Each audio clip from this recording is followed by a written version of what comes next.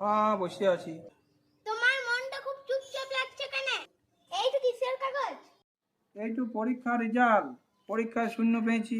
ঘর যেতেও ভয় লাগছে, বাবা খুব মারবে। ও, এই ব্যাপার। তোমার কাছে কলম নাই? হ্যাঁ, কলম আছে তো।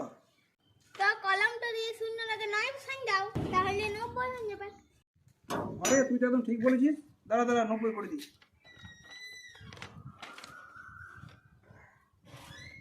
ভালো বললি। ঠিক আছে, আসি বুঝলি। বাবা বাবা, আমি পরীক্ষায় পাস করে গেছি। পাস করে গেছিস? হ্যাঁ। কত পেয়েছিস? 90। 90 পেয়েছিস? বাহ বাহ, কই দেখে রেজাল্ট দেখে। 90 পেয়েছিস? আয় আয়, কাছে আয়, কাছে আয়, কাছে আয়।